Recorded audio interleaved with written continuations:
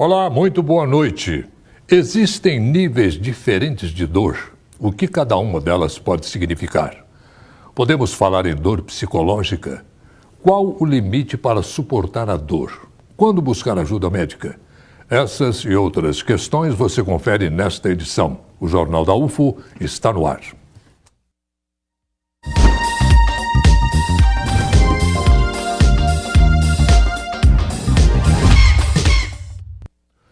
Nós vamos conhecer agora a história do João, que convive diariamente com dor no corpo, e da Lohane, que passou por um grave problema de saúde que começou com uma dor leve na barriga.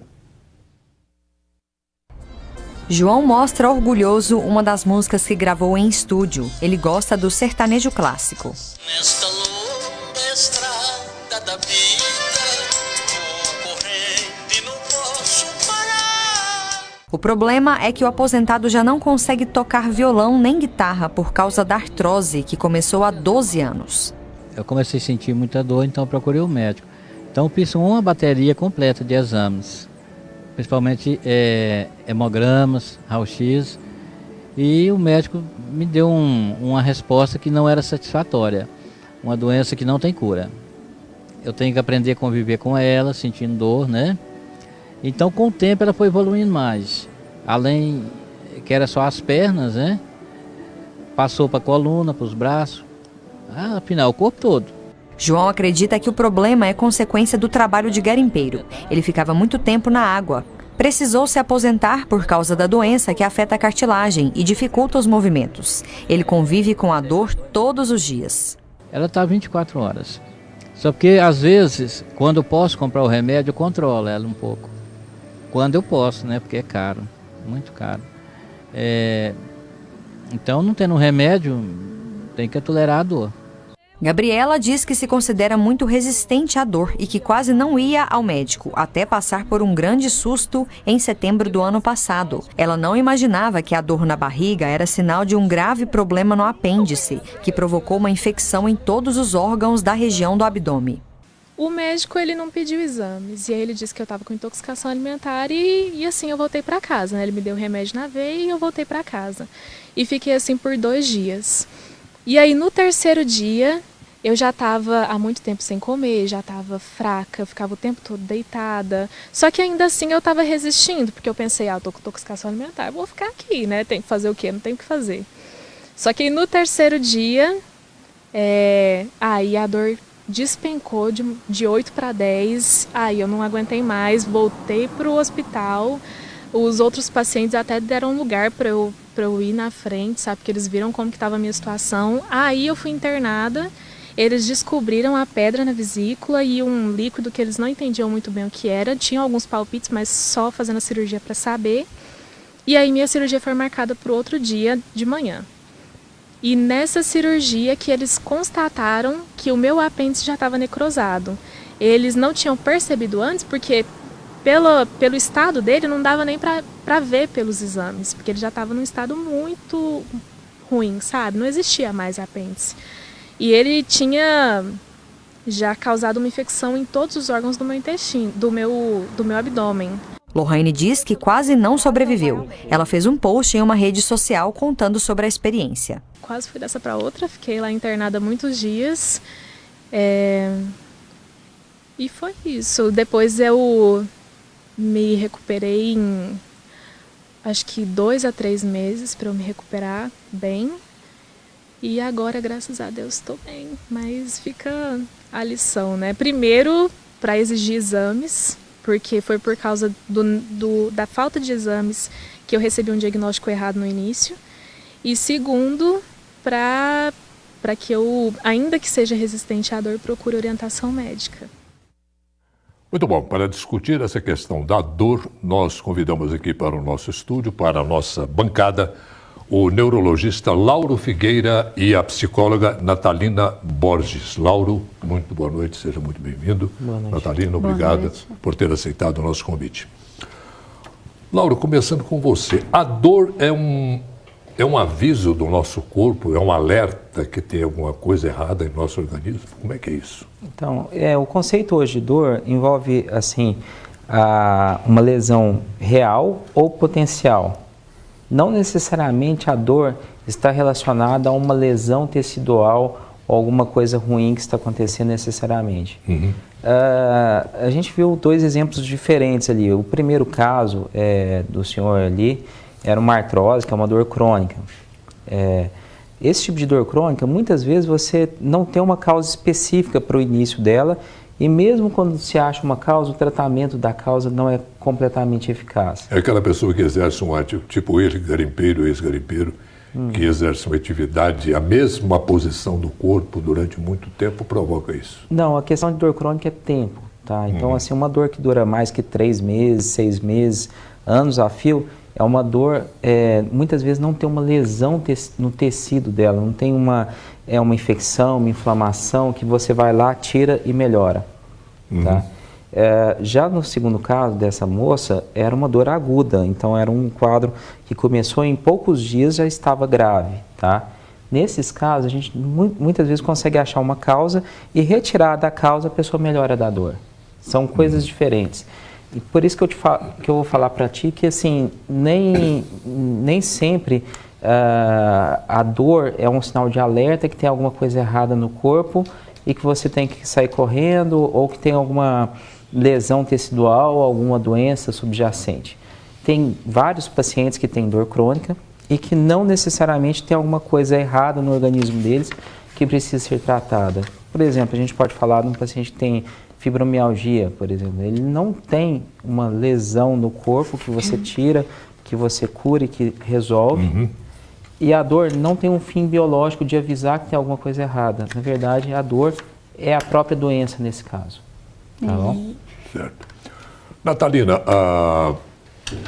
nós tivemos aqui há pouco tempo, aqui no nosso jornal da UFO, um cardiologista e um psiquiatra. A gente falou sobre a dor do coração partido. É aquela dor da pessoa que perde um ente querido, que uma briga de namorado, uma separação, uma coisa assim, que chega a ser uma dor física. Entendeu? Como é que é isso? Isso, assim, é importante você dizer isso, porque realmente a dor emocional, ela é uma dor concreta. Não é uma coisa assim que fala assim, não, isso não é nada. É frescura. É frescura. É uma dor concreta e a pessoa sente mesmo a dor. E muitas vezes as outras pessoas, na tentativa de ajudar, falam, não, isso vai passar. Eu acredito que isso seja assim, como você falar para uma pessoa que acabou de quebrar a perna. Não, isso não é nada não. É tão agressivo quanto, porque a pessoa está sentindo. E às vezes você falando isso, você tira a possibilidade dessa pessoa até de procurar um tratamento, porque ela já começa a ficar com aquele sentimento assim de que ela é desacreditada, que ninguém acredita e ela merece mesmo sofrer, sabe? A autoestima baixa, então assim, acaba que prejudica no tratamento. O medicamento cura essa dor psicológica, vamos dizer assim? Olha, como vou dizer, em alguns casos, a pessoa, por exemplo, ela está com a dor psicológica e ela está com um quadro depressivo, por exemplo. Vou te dar um exemplo. Ela está tão mal ali que ela não está dormindo. Eu sozinha, como psicólogo, eu não consigo ajudar a pessoa porque sem ela dormir, ela não tem nem como raciocinar, né? Então nesse caso, tem que entrar com a medicação. Em outros casos também, eu estou dando um exemplo, né? Então, assim, mas aquele trauma, a pessoa precisa falar daquilo, aí é onde que entra o trabalho do psicólogo, do analista, né, dos psicoterapeutas, enfim. Então, assim, o medicamento, nesse caso, ele não vai curar o trauma, o medicamento não cura o trauma, né? Ele vai ajudar, né, nos sintomas. Então, precisa de ser analisado mesmo e ter um acompanhamento psicológico. Em alguns casos tem que ter um acompanhamento até multidisciplinar, né? Certo. Como é que você vê isso? Existe hoje um debate sobre isso, e o que a gente considera como melhor alternativa é o tratamento multiponto, multimodal, tá? Como assim? Multimodal quer dizer, a gente vai unir psicoterapia, fisioterapia, medicação, se for necessário cirurgia, se for necessário medicina alternativa, como acupuntura, homeopatia, a gente vê nos estudos, isso está ficando cada vez mais claro, que quando você junta tratamentos, é melhor que cada tratamento separado. Então, vamos pôr, cada tratamento desse melhora 10, 15% da dor. Se você faz 5, poxa, vai melhorar 75% da dor e não 15% quando você está trabalhando individualmente. Então, a associação de tratamentos é benéfica e muitas vezes a associação de medicamentos que atuam em áreas diferentes da via de dor também é benéfica. Então, hoje, seria como a gente falar assim, você está indo para uma guerra difícil de vencer.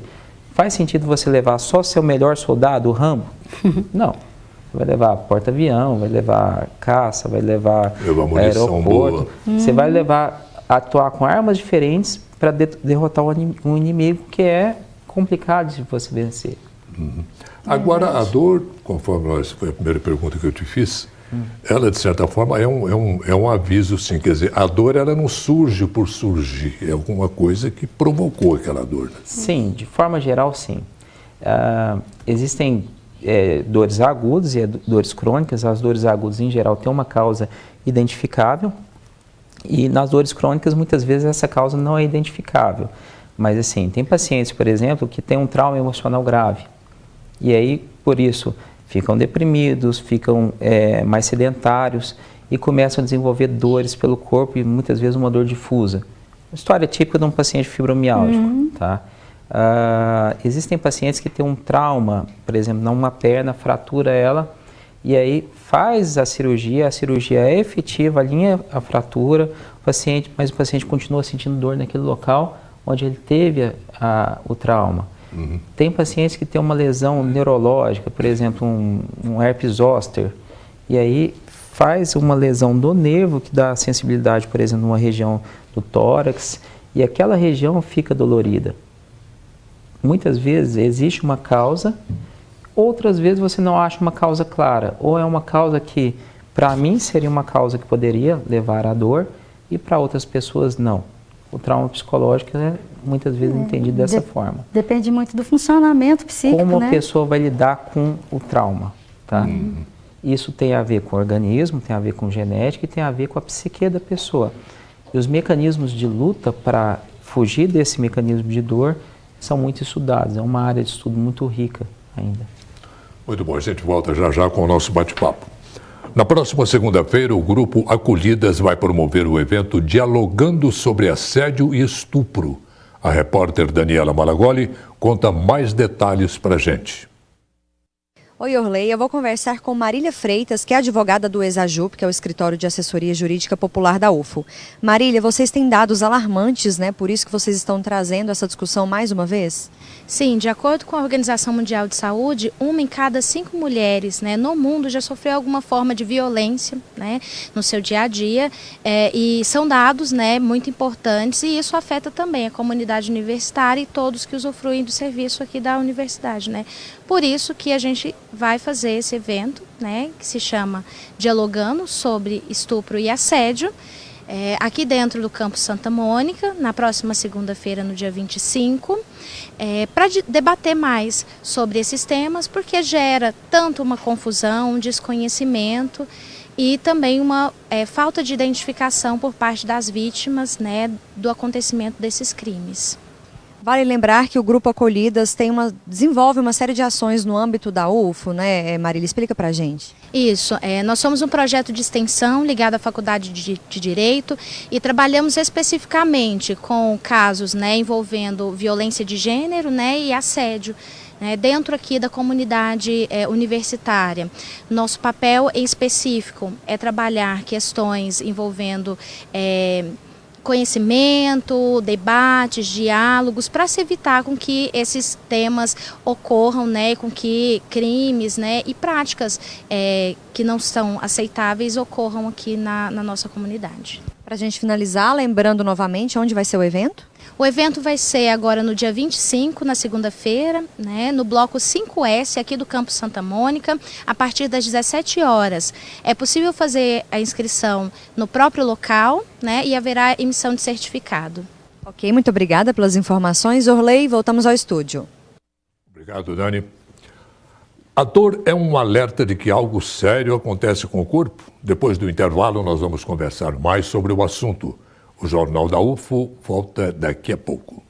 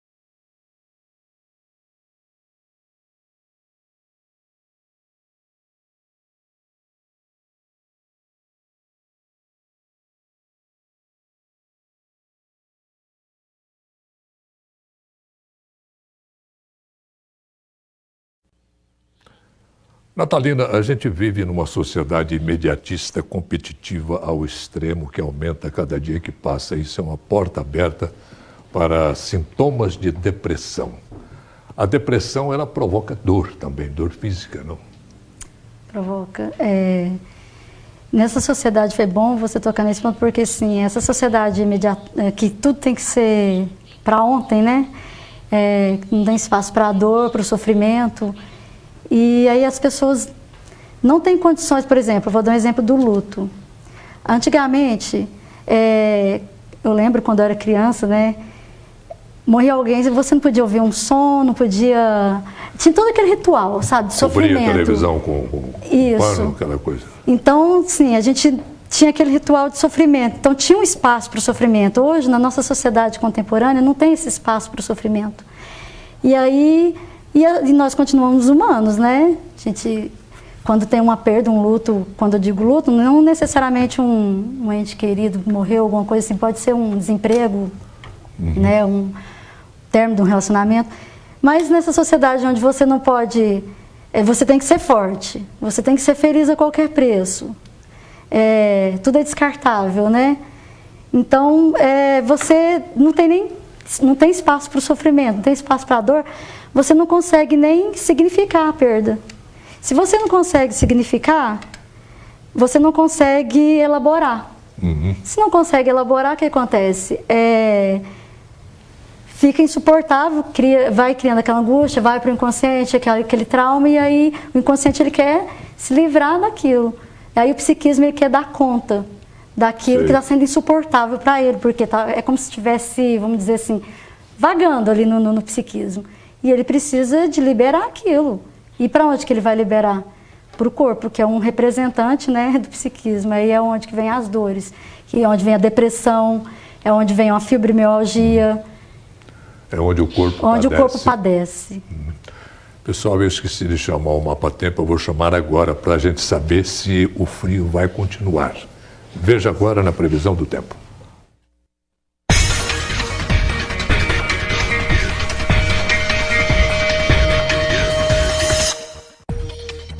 O segundo dia de inverno em Uberlândia vai ser ensolarado, mínima de 15 e máxima de 26 graus. Em Patos de Minas, nada de nuvens e nem chuva. Os termômetros marcam entre 15 e 26 graus. O sol predomina em Monte Carmelo nessa sexta, mínima de 13 graus e máxima de 27. Ituiutaba vai ter muito sol para encerrar a semana, mínima de 16 graus e máxima de 28. Sexta-feira, predominantemente de sol em Araguari. As temperaturas ficam entre 14 e 24 graus. Doutor Lauro, tem pessoas mais sensíveis à dor? Sim, existem estudos que mostram que, particularmente, o sexo feminino é mais acometido por dores crônicas e tem subgrupos de pessoas mais acometidas. Então, familiares de pessoas com fibromialgia têm uma chance maior de ter fibromialgia. Familiares de pessoas com enxaqueca têm uma chance maior de ter enxaqueca. Então, existe sim uma predisposição genética. É difícil a gente eliminar também uma chance assim, do ambiente causar isso, porque ambientes estressores para uma pessoa, provavelmente vai ser para outras também. Então, uma sociedade muito violenta, uma comunidade muito violenta, tende a ter mais traumas, tende a ter mais depressão, tende a ter mais dor. A fibromialgia, ela pode ter origem emocional? Olha, minha experiência assim, mostra que assim, a maior parte dos pacientes com fibromialgia tem o início da dor com um componente forte emocional, tá? É até interessante, você colocou e o próprio paciente colocou que a gente associou isso ao trabalho. Não existem, assim, concretamente, mostrando que, assim, o trabalho causa dor. É muito mais relacionado à parte emocional do que propriamente um trabalho específico. Lógico que existem condições extremas, por exemplo, um estivador, um chapa que carrega um saco de 50 quilos de cimento na cabeça durante anos e anos e anos, pode acontecer. Mas é uma coisa que se associou muito na década de 90, aquelas lesões por esforço repetitivo, por exemplo, muitas pessoas referiam que tinha dor pelo esforço repetitivo de digitar no computador. A famosa LER. A famosa LER. LER-DORT, né? Hoje, se você falar que alguém tem dor porque digita no computador, não vai te soar um pouco estranho? Todo mundo digita. Porque todo mundo faz isso o dia inteiro. Está querendo uma licençazinha, né? Não. Do trabalho. E não é a questão de ser voluntário. Você tocou num ponto talvez chave. O que aconteceu? Você pegou uma população que não tinha contato com a informática e fez toda uma população que, às vezes, horrorizava com aquela questão de informática, não tinha facilidade para aprender, tinha uma dificuldade enorme. Tinha fobia. Tinha fobia daquilo, odiava aquilo, fez elas entenderem e terem que se tornar expert do dia para a noite com a informática. Lógico, o trabalho dessas pessoas era uma pressão enorme, num momento que, assim, olha, ou você aprende ou você está na rua. E isso causou um sofrimento psicológico nessas pessoas que acabaram desenvolvendo dor crônica. Aí você fala assim, foi o trabalho em si ou a parte psicológica? Provavelmente muito mais a parte psicológica, tá, ok? Eu particularmente, eu não acho que assim, é uma boa associação você associar o trabalho à dor, porque parece que assim, se você tirar o trabalho da pessoa, ela vai melhorar. Isso normalmente não ocorre. Em geral, quando a pessoa é afastada do seu trabalho, aposentada, a dor não melhora e tem estudos que mostrando que o paciente tem uma chance maior de morrer ao longo do tempo do que a pessoa que não fica afastada. Essa pessoa, em geral, vai ficar mais deprimida. Mas o motorista de caminhão, por exemplo, fora esses exemplos mais gritantes, mais rústicos, mais gritantes, tipo garimpeiro, jogador de futebol, essa coisa toda. Um motorista de caminhão, um carreteiro, a gente sabe que os veículos ou os caminhões são dotados de todo conforto, toda aquela tecnologia. Mas o profissional, ele pega ali no volante, ele fica ali às vezes 6 horas tocando direto. Aquilo ali dá uma dor, não dá? Aquilo ali é uma dor provocada pelo ambiente de trabalho ou não. Quantas horas você fica na cadeira por dia?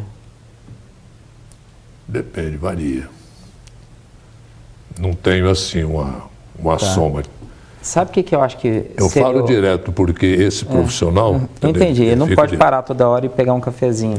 Mas ele pode parar na estrada a cada, sei lá, 3, 4 horas. Normalmente até é indicado. O problema é que eles não param, mas assim, ele poderia parar. Eu acho que a questão central desse grupo que você falou aí dos caminhoneiros é a questão do sedentarismo.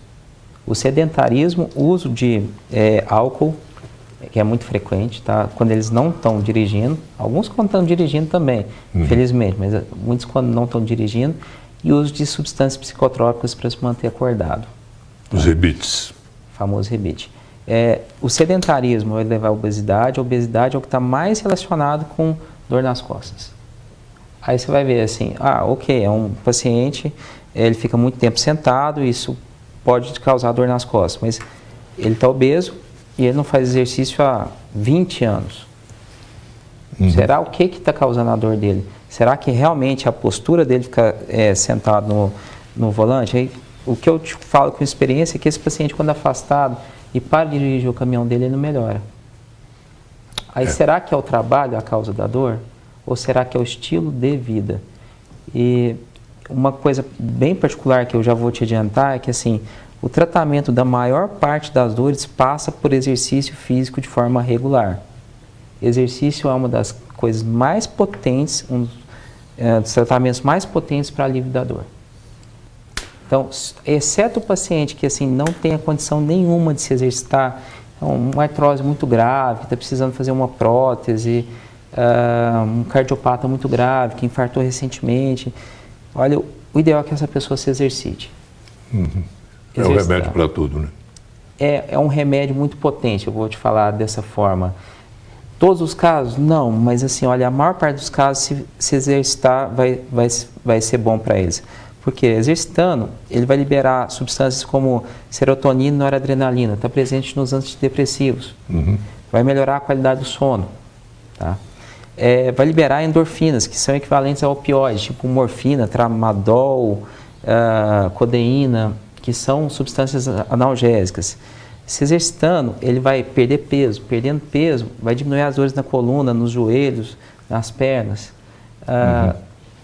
Se exercitando, vai diminuir o fator de risco cardiovascular, hipertensão, diabetes, colesterol alto. Tem evidência hoje que diminui a chance dessa pessoa ter Alzheimer.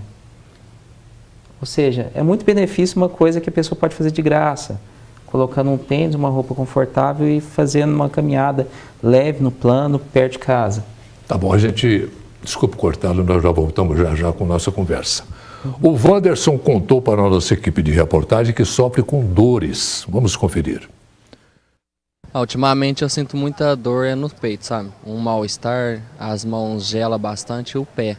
Então vem um suor muito grande. E vem aquele mal-estar que a perna começa a formigar, sabe? É uma coisa muito estranha mesmo. Você quer saber o que é? Eu queria muito saber por que vem esse mal-estar, aquela dor no peito, coração daquela acelerada. Natalina, a dor ela pode provocar dependência a analgésicos? Pode sim. Porque tem gente que, igual na outra reportagem que mostrou, né, a menina mesmo falando da questão da resistência, tô indo e voltando, a questão da resistência lá, e aí ela foi e... Nossa, acho que eu falei outro retorno. Eu queria falar outra coisa. Não, voltando à sua pergunta, porque eu estava pensando em outra coisa. Tranquilo, dependência. Está em casa. Não, ela cria dependência sim. Eu acredito que pode criar dependência. Só que a dor também, ela tem uma função que ela não é de todo negativo. No caso, porque às vezes a pessoa ela só vai procurar uma ajuda quando dói. Quando dói, ela procura. E às vezes, sim, se ela tivesse procurado antes, não teria doído. Sobre essa questão de dependência, eu tenho uma visão assim... muitos pacientes que às vezes são rotulados como dependentes de opioide, na verdade eles não são dependentes de opioide ou de antidepressivo. É porque eles sofrem de dor, eles padecem de dor e quando eles estão com dor eles se medicam, é o natural. Aí, poxa, a pessoa tem uma dor todo dia, há 20 anos, e sabe que tem um remédio que quando ele toma ele fica sem dor. Então, tomando remédio ele fica sem dor, sem um remédio ele tem dor.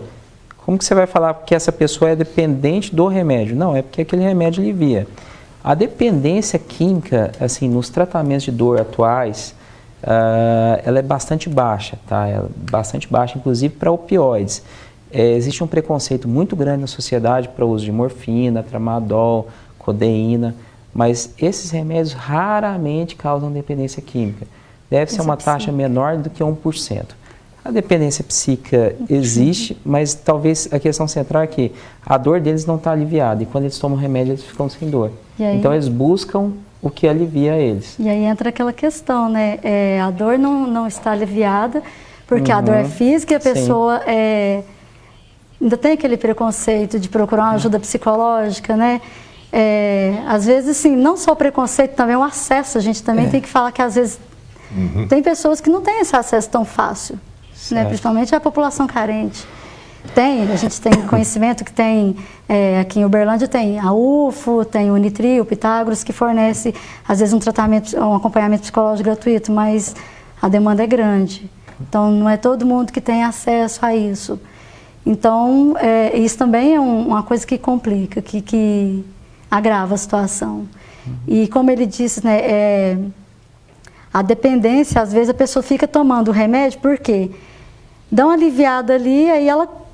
E às vezes ela pode até partir para uma coisa mais forte, ela tomando uma dipirona e aí não mexeu com o trauma, ela não foi cuidar, às vezes, quando entra na parte psicológica, claro, né?